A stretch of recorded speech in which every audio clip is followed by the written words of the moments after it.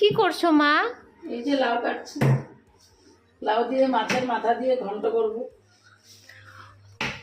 তুমি কি করছো কিচেনে? এই যে আমি চা বানাচ্ছি। আমার ননদের দুধ চা বানাচ্ছে। কার জন্য চা বানাচ্ছো? সবাই খাবো। লাউ ঘন্ট বানাবো, যে মাছের মাথাটা ভেজে নিচ্ছি।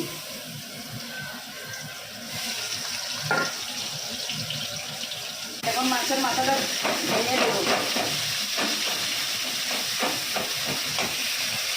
মাথাটা ভাজা হয়ে গিয়েছে, এখন আমি তুলে নিচ্ছি, নিয়ে একবারে সম্বার দিয়ে বসাই দেবো। একটা 5 সম্বার দিল।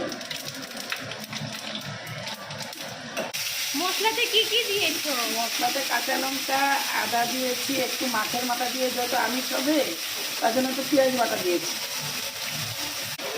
হলুদ লবণ দিয়ে দিলাম, গুঁড়ো দিয়েছি, যেহেতু ধনিয়া পাতা আছে তার জন্য ধনিয়ার গুঁড়োটা দিব না। এখন মশলাটা ভালো করে ফ্রাই করে তারপরে লাউটা দিয়ে দিই। মশলা থেকে তেল ছেড়ে দিয়েছে, তাই লাউ দিচ্ছি।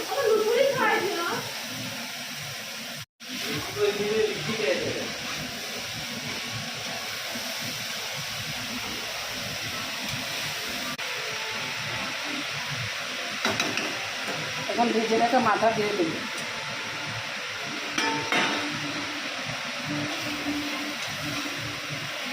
এইভাবে ঢেকে দিচ্ছ যে মাথাটা? মাথাটা নরম হবে, খেতে স্বাদ লাগবে ঘন্টটা। এখন অল্প সময়ের জন্য ঢেকে দেবো। লোক আমি দিয়ে দিচ্ছি, লোক আমি রান্না কি চিনি দিয়ে দেবো। রান্না কি কমপ্লিট? রান্না কমপ্লিট, ধনিয়া পাতা দিয়ে কমপ্লিট হয়ে যাবে। কালারটা তো খুব সুন্দর হয়েছে, খেতেও দারুণ হবে।